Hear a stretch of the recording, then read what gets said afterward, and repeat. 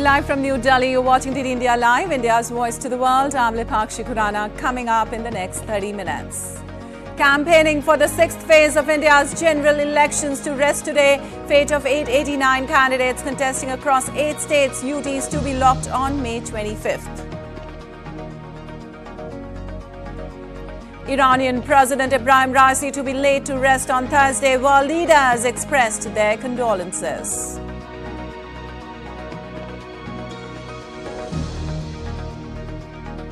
Israel condemns European nations' Palestinian state recognition. Netanyahu says the move would reward terror. US calls for two-state solution through direct talks. Facing voters for the first time as Prime Minister, Rishi Sunak calls surprise UK election on July 4th, vows to deliver a secure future. And climate change fueling a surge in extreme weather events across the planet. Heat waves pummeling across Asia, including North India, floods in Serbia and Brazil affecting lives.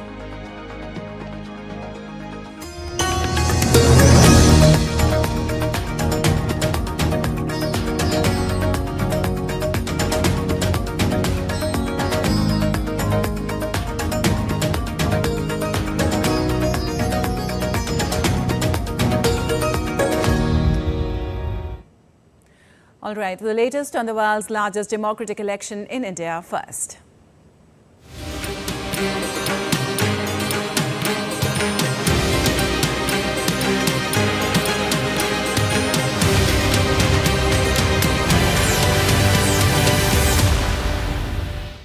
Election campaigning for the sixth phase of India's general elections to conclude in the evening today. The sixth phase polling is all set to take place on May 25th in 57 constituencies. The sixth phase will cover 8 states and union territories. In this phase, a total of 889 candidates are in fray. In this phase, polling will also be conducted in Jammu and Kashmir's Anantnag-Rajouri Lok Sabha constituency. Last month, the Election Commission of India revised the polling date in the Anantnag-Rajouri Lok Sabha seat from 7th of May to 25th of May due to logistical, communication and natural barriers related to connectivity. The counting of votes for all polls will be done on the 4th of June.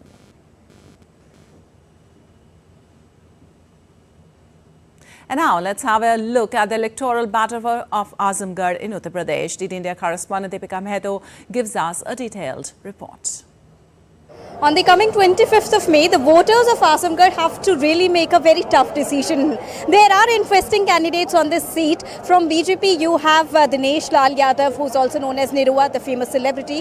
While on the other hand, you have Dharmendra Yadav from Samajwadi Party, who's also a very close aide of Akhilesh Yadav. Now, the question here is the question of prestige over this particular seat of Azamgarh. While there are political banters which are continuously ongoing between both the parties, the BJP as well as the SP, it remains to be seen that who win the hearts of the voters coming the 25th of May.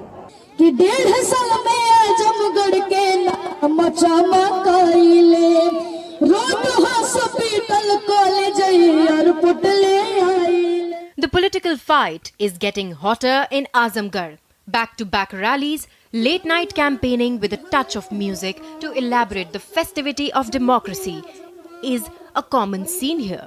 The UP belt voters are a huge fan of Nirawa, aka Dinesh Lal Yadav, who's candidate from BJP here. He may have lost 2019 Lok Sabha elections, but he is more confident this time. Azamgarh में अब भगोड़े नेता लोगों के लिए जगह नहीं है और वो दोनों भाई भगोड़े हैं। 19 में जीते तो अखिलेश यादव जी भाग गए, 22 में हारे तो धर्मेंद्र भाग गए और ये लोग कभी आजमगढ़ दिखाई दिए नहीं। तो आजमगढ़ की जनता को ऐसे भगोड़ों पे भरोसा नहीं है। आजमगढ़ में जब कोई आदमी हारने के बाद भी रह रहा था और जीतने के बाद भी रहा तो ही इनको भरोसा हुआ कि ये अब हमको आदमी मिला है जो यहाँ रह के काम कर रहा है। तो इसलिए आजमगढ़ की जनता खुद ही कह रही है कि हम लोग आपको इस बार और बड़े अंतर से जिताएंगे।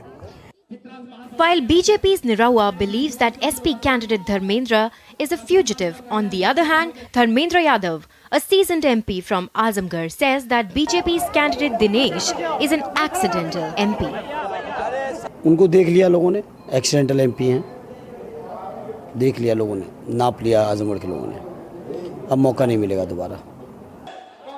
Well, the political banters continue as the campaigning picks up pace, but what is even more interesting is to see how the political rallies are entertaining everyone. A class 5 student is leaving no stone unturned to use this platform as his singing podium, appealing all the voters.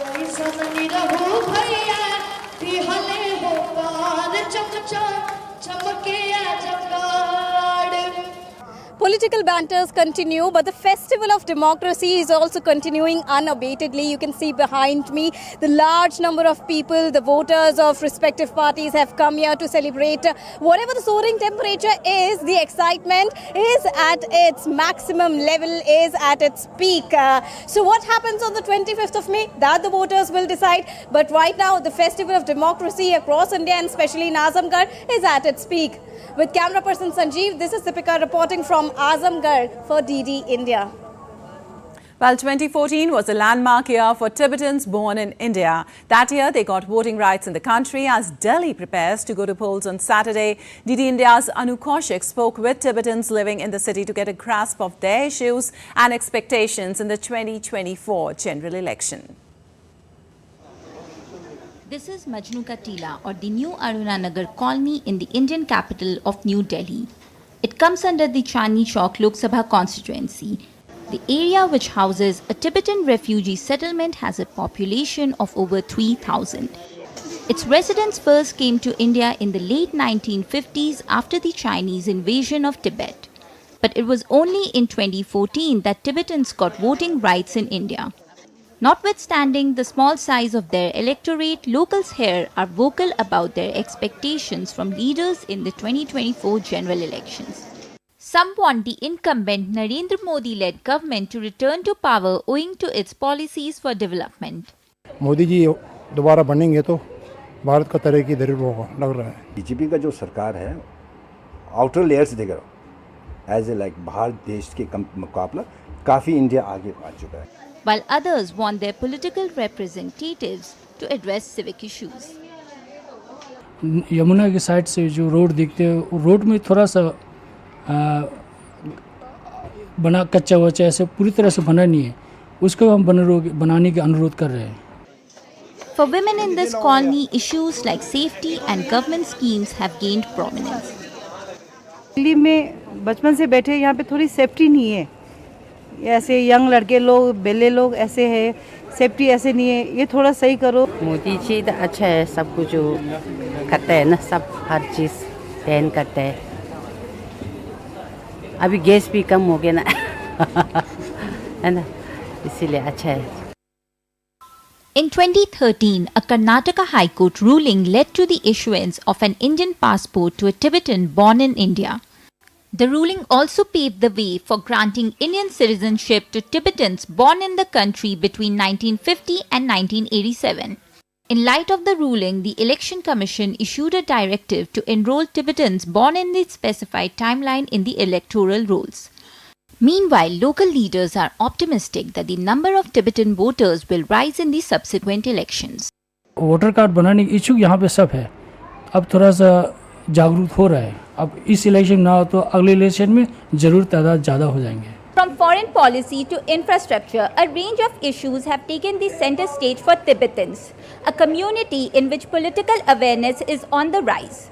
With camera person Mohit Joshi, this is Anu Kaushik reporting for DD India from Majnu Ka Tila in New Delhi. While campaigning for the sixth phase of general elections to conclude today, political parties get up to woo voters in their respective favours. Bharatiya Janata Party leader and Prime Minister Narendra Modi to visit Haryana, where he will be holding rally in Mahendragarh district. Late in the day, Prime Minister to hold public meeting in Patiala district of Punjab.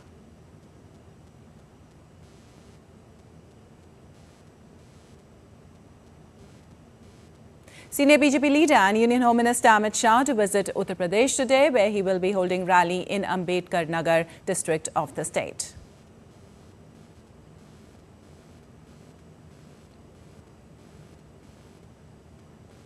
In a bid to woo voters, BJP National President JP Nadda to visit Odisha and hold public meetings in Mayurbhanj, Bhadrak, Jaipur and Jagat Singhpur district of the state.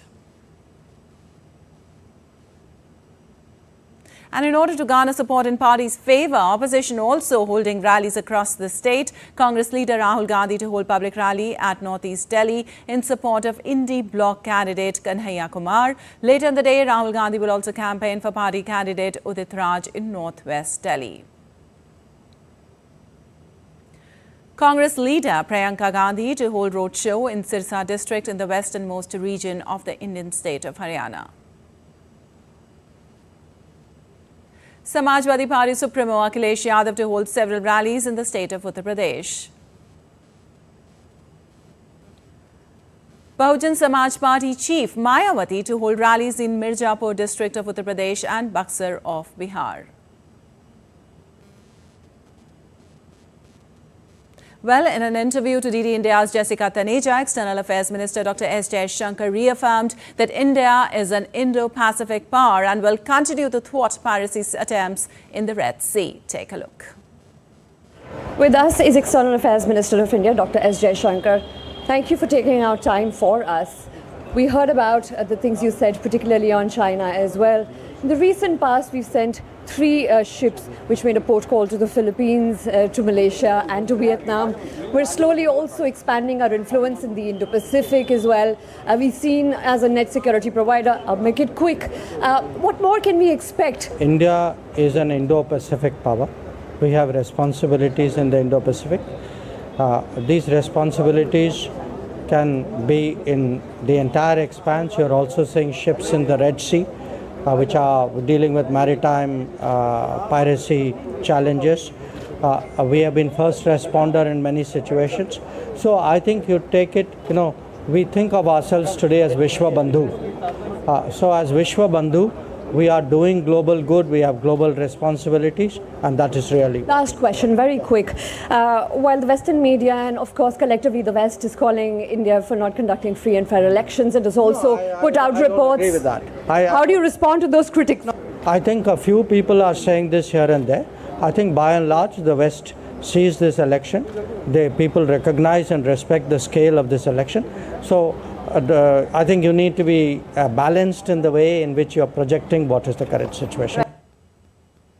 All right, no signs of getting respite from the scorching heat. The Indian Meteorological Department has issued a red alert for several states in North India, including Rajasthan, Punjab, Haryana, Chandigarh, Delhi and West Uttar Pradesh, as the region continues to experience severe heat wave conditions over the next few days. Meanwhile, a red alert issued in 5 districts of Kerala, predicting extremely heavy rainfall.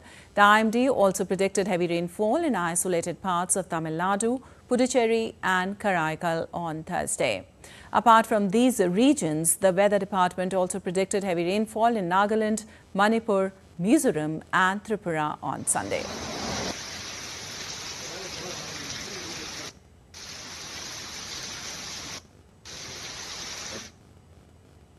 And now let's take a look at other stories making news today.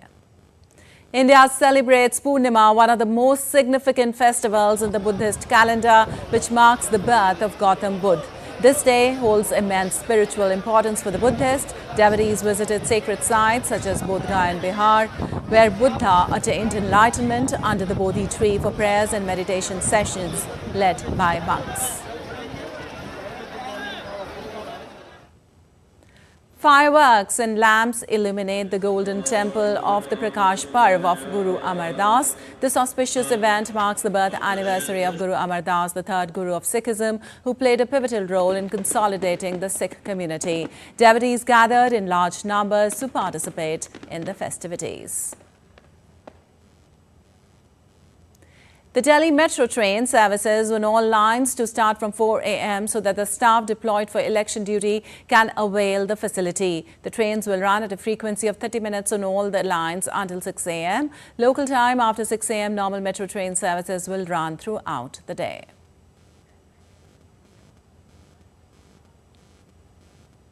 And still to come at this edition of DD India Live. France's Macron visits New Caledonia to review the situation there, says emergency imposed should not be prolonged.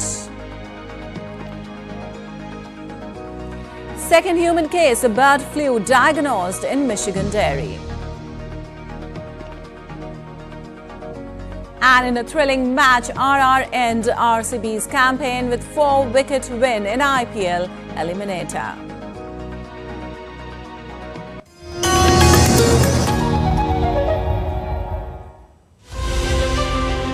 As India decides in the world's largest election, we help you feel the pulse of the nation. I am Sakal Bhatt. I am Shubhendu Ghosh. This election season, join us on a journey of India. We are in Assam. This is the tea city of India. From down south, Tamil Nadu. Discover the colors of democracy. Gateway to northeast of India. Coastal state of Kerala. Watch Poll Pulse on DT India.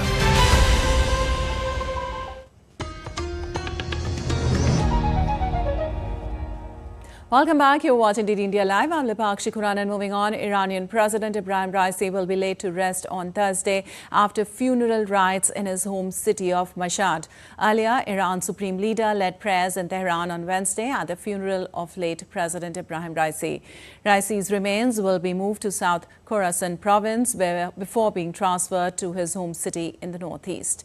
Funeral rites for late President and others began on Tuesday in the city of Tabriz and the Shiite clerical center of Qom, where thousands of black-clad mourners attended ceremonies. 5 days of national mourning have been declared in the country.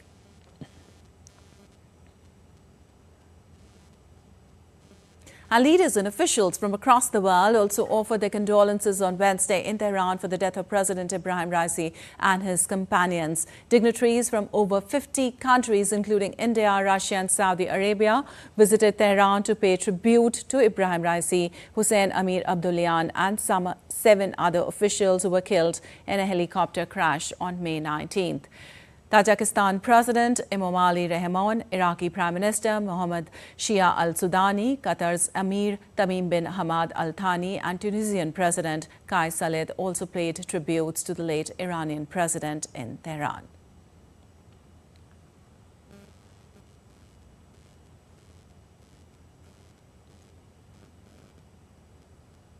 And Israeli Prime Minister Benjamin Netanyahu condemned Ireland, Spain and Norway's decision to recognize Palestinian statehood as a reward for terrorism following the October 7th attacks. In a video message, Netanyahu said, rewarding terrorism will not bring peace and neither will it stop Israel from defeating Hamas.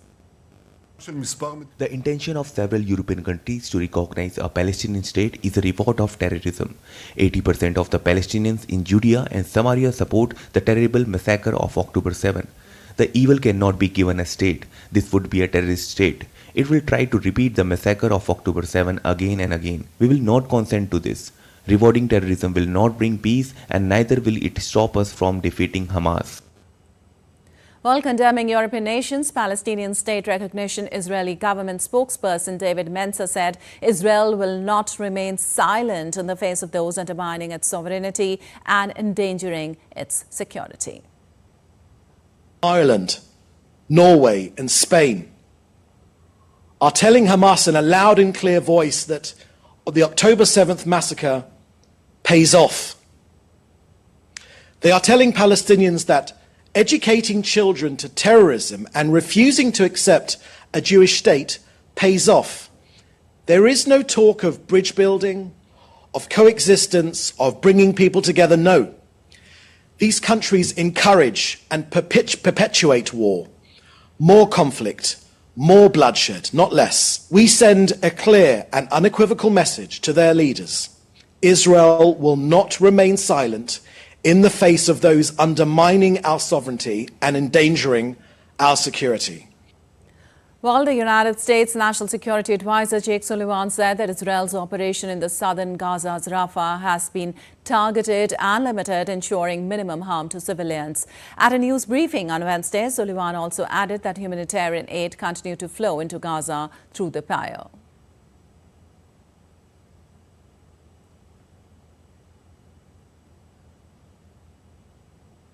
Well, US President Joe Biden suggested that direct negotiations were the best way forward for a Palestinian state and not through a unilateral recognition. Acknowledging that each country could make its own decision on recognition of a Palestinian state, the White House stressed that President Biden believes that direct negotiations by the parties is the best approach. The comments came after Ireland, Spain and Norway said they would recognize a Palestinian state this month.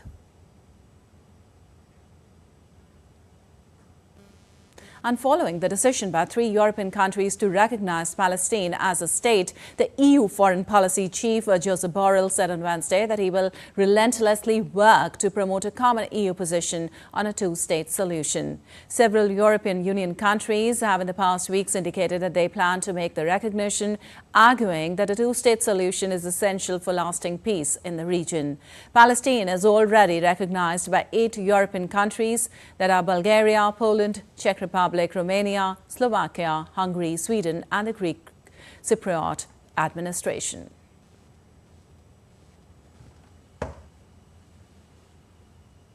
And Britain will go to polls in July after Prime Minister Rishi Sunak announced a surprise early election.